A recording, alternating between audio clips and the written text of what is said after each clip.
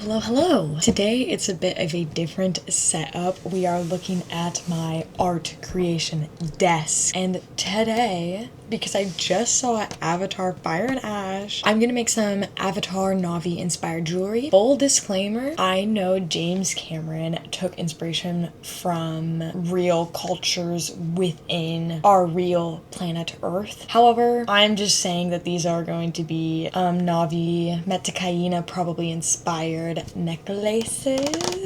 I'm gonna make one for me and one for my boyfriend. What I'm gonna be using today, I'm trying to use all things I already own because I am such, I don't know if any other artist, but I'm such an artist who loves to reduce, reuse, recycle, and not necessarily buy anything new. If I do buy things new, I try to thrift them first because the thrift store is my favorite craft store. So for starters, I thrifted these strings. So I picked out some natural-ish colors, and then for fun, I got this I pulled out this really bright blue-ish color. Next, what you will need is you will need some little claw clips. Now, I did not thrift these, but I already had them from other projects that I did. So some little claw clips. And I don't have any gold ones left. I have some silver circle rings. And these are to do up your necklace after. And then I have some beads that I've had for a while. As for the main statement of the necklace, I have these little seashells.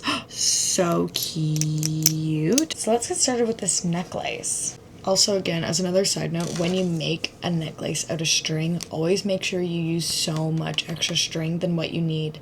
Because even to make a tight choker, you probably need more than your arm's length worth of thread. So that's my FYI.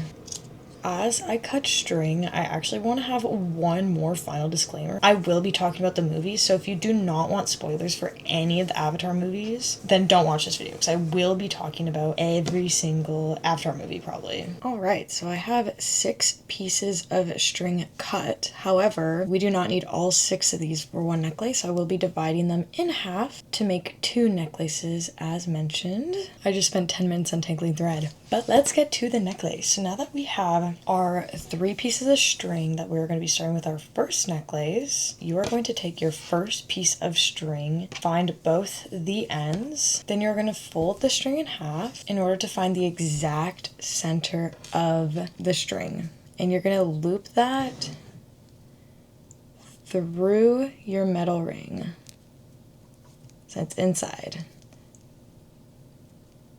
Then you're just going to turn it into is that called a slip knot? Is this a slip knot? I don't know. Then you're going to take the other piece of the string and do the exact same thing. You're going to repeat that. Alright, so now we have all 3 colors on our ring. We can actually start working on the necklace. So this will be easier for you who is not on camera, because usually what I would do is I would put a safety pin on the ring and then safety pin it to my pants or the couch wherever I'm working, but I can't safety pin to the table, so you're gonna have to bear with me. Now, I don't know what this knot technique is called, but you are going to take your first color and just take one of the strings and you are going to cross it over top of all the strings. So you have one piece of string, the one color, you're crossing it on top, then you're going to bring it underneath and through this loop that you have created. And you're going to pull it super tight, just like that. And you're going to repeat that as many times as you need until we add our first bead. So let me continue working on this. As you probably know, unless this is your first time ever meeting me, my name is Mac and I am obsessed with the Avatar movies. I am genuinely obsessed. I love the art and the world building. It's just beautiful. It's just stunning. I love the animals of Pandora. They're so cool and interesting, and the concepts, oh my god. I just am in love with it. Back in the 2020 lockdown, I would just rewatch Avatar every single day just to feel something. I wanted to be out there. I wanted to be riding an ikren. I wanted to be living my life. And it was just such a beautiful movie for during when we're all locked up. And then at the end of the pandemic in 2022, the second Avatar movie came out, so my obsession was crazy already, and then with the second one finally coming out, I was like, oh my god, so excited, so hyped. And I was looking everywhere for like Avatar merchandise, and I felt like I couldn't find anything that wasn't just like the basic logo of Avatar, like the basic A on like a t-shirt as far as merch goes. So I don't know, Mr. James Cameron, if you're listening to this, get some cute, low-key, casual merch, because that would be incredible. Like, just give me something. Give me anything. Because I will buy it. I did, in fact, buy... Okay, now we're jumping ahead past the second movie. I did, in fact, buy I bought both of the totem cups when I went to see Fire and Ash because I just love the movie so much. But anyways, back to when the second movie came out, I was so hyped up and I was looking everywhere for merch, but there was not really any merch out there for it. Considering it's the number one grossing movie, I find that shocking. But whatever, it's fine. It's all good. I go and see the second movie, and I did not love it more than the first movie. I've seen the first movie probably a billion times, but the second movie did not hit as much for me personally. Maybe it was just because it felt like a big change from the first movie, but I did love some parts of the second movie.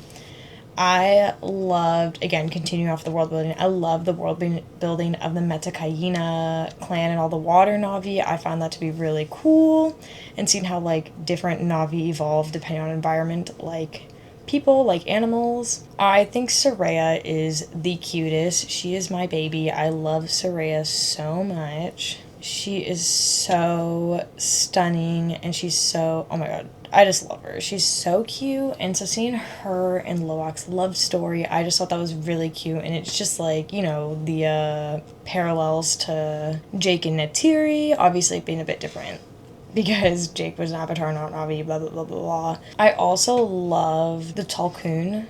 The Tulkun were so interesting, but the whole idea that the new thing that's keeping the humans production going on Pandora being like this immortality syrup that you can only get from killing the Tulkun was kind of crazy, kind of like, oh, okay, so we're doing this now?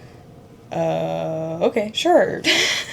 Which is fine. It felt like a lot of the movie for me was just like, oh, we're doing this now?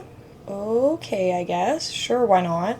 And I get we're just like, it's like a fictional movie about aliens on Pandora, or I guess people are the aliens, but like, from our perspective, they're the aliens, blah, blah, blah, blah. I get it's a space fiction movie, but still, it felt kind of like, oh, okay, sure, why not? Here's an update on my little necklace rope situation. So this leads me to the third movie. Now, I debated going to the third movie in theaters because I was like, do I really want to go? Because I love the Avatar movie so much and I wanted to see it in theaters, but my issue with the movie theaters is it's like a 3.5 hour long movie, which is kind of insane. As someone who is a big Avatar fan, that is like an insanely long movie to be in the movie theaters. I wish at the movie theaters, I'm a firm believer that you need an intermission. If your movie's gonna be like longer than 3 hours, please, please, please make an intermission for an hour and a half. I don't care if I get hate for this, even if you just have a version of it that has an intermission, because literally an hour in, I needed to use the washroom so bad. I was like, oh my god. And we were sitting in the middle of the theater. So if I got up to use the washroom, that means I would have to walk over a bunch of people just chilling watching the movie. And I get that they probably wouldn't have cared that much, but it's like, oh my god, no, I'm the worst person because I need to like use the washroom during a movie. So I'm sitting there and I'm like, okay, do I get up? But it was during one of the first climaxes during like the first act of the movie. And so I was like, okay, like I'll go when it like maybe chills out the movie, because it was like a crazy part, you know, crazy part over. I was like, do you know what, maybe I'm okay, I'm fine, I'm chilling. Then at the end of the second act, I'm like, oh my god, no, I really need to use the washroom. But I thought maybe we were closer to the end of the movie than I originally thought, because then I turn over to my boyfriend and I'm like, hey, like what time is it? And he's like, oh, we still have like over an hour left of the movie. And I was like, over an hour? Over an hour? What do you mean over an hour? I end up just like not going to the washroom until the end of the movie. I watched the pretty credits and then I like left. I was like, I'm out. I need to use the washroom so bad. But yeah, I don't know if anybody else agrees with me, but if you're gonna make a movie that long, you need like an intermission. Theater productions, musicals have intermissions. Like, why can't a movie have intermission? I don't get it. Okay, so I think this might be long enough, so now we can add our first bead, and I'm going to be adding it onto the string that we were using to wrap around all the other strings. So that's the one that I'm going to be attaching the bead to. I have these like little tiny stone beads. Now this would be such a fun project. I want to do this again, but I want to get some new beads. I always see necklaces with like turquoise beads at the thrift store, so I'm going to get those. And when I'm attaching the beads, you might notice that the ends of the string are starting to get frayed. So I'm just taking this, like a spray bottle, and I'm just gonna like put a little dollop on the tip of my finger just to run it through the strings to bring them back together and bring it all the way up to all the other cords. Now, you might be asking, what are we doing with all the other cords? So I'm going to lay the necklace down. I am going to divide the string in half. I'll keep the blue ones together just to keep it simple. I'll keep the blue ones together and then the brown ones together, keeping the bead in the center. So now that we have all the strings separated with our blue on one side, our brown on the other side, and the extra yellow ochre string in on one side, it doesn't really matter what side you have it on, I am going to start with the blue side, and I'm going to be doing the exact same knot pattern that we have been doing to go around the bead to encase the bead where it is. Now try to keep count of how many you do on each side, because you're going to want it to be on the same side. Spoiler alert, we're going to repeat this on the other side. But if you don't keep count, it's not the end of the world. I like never count or measure whenever I make art necklaces or anything, because I just don't count. Okay, so that looks like it should be enough on the blue side. So now I'm going to repeat what I did on the brown side. Instead of just looping around the one brown thread, I'm going to be looping around the extra piece of thread as well.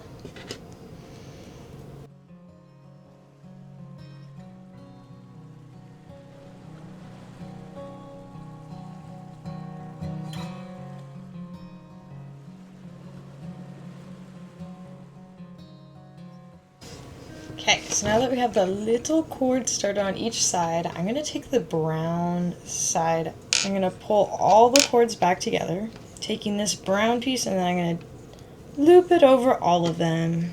Okay, so now that we have our bead enclosed, I'm going to basically just repeat this process until we get to the middle of the necklace. Now this is going to be time consuming and repetitive, so I'm just going to do this off camera and get it over with. Alright, so now that we have quite a bit progress on our necklace, I am going to be adding my center charm seashell right next to a bead. Now this bead has been secured in already, so I'm just going to be adding this seashell. Okay, now with these extra threads, we're going to add some of these knots just going over top of the seashell.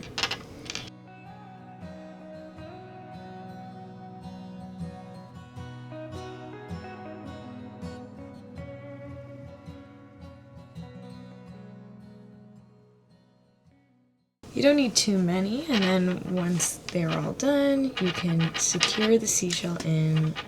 Now we're going to continue off and basically repeat exactly what we've done, but mirrored it coming back around. Now about my Fire and Ash review. I did enjoy it better than the second movie. However, if I were to say if I like it more than the first movie, I would have to rewatch Fire and Ash, but it is in theaters right now, so I will not be going to the movie theater again. Oh my goodness, sorry.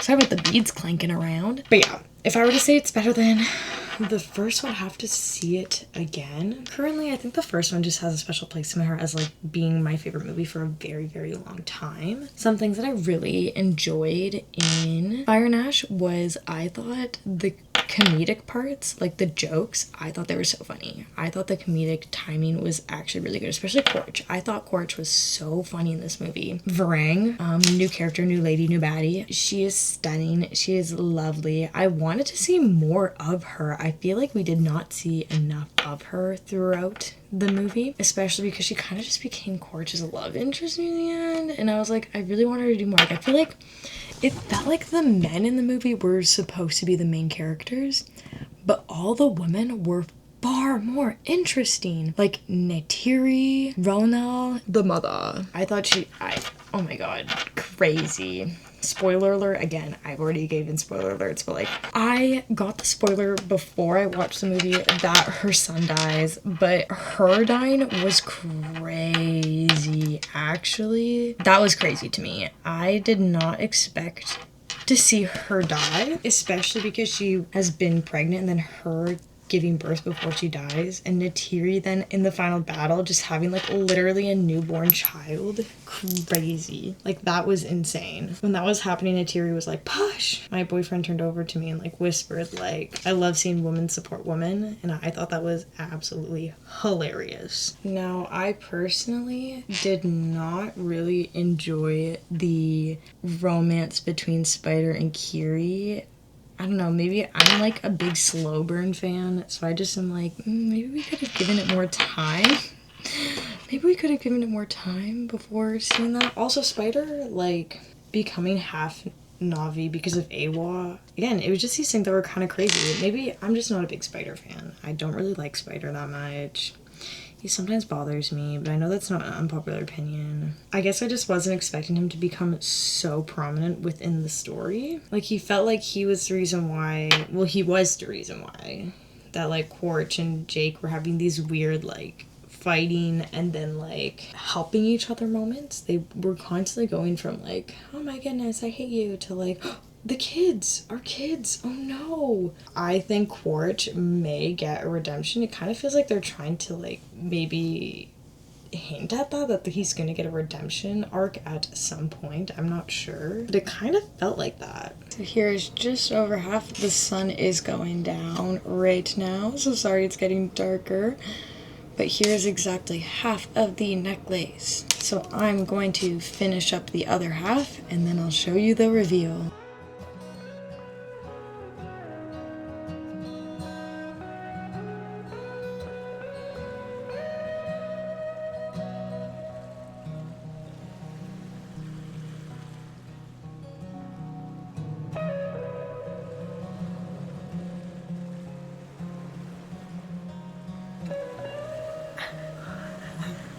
Wow. That's funny. Oh my goodness.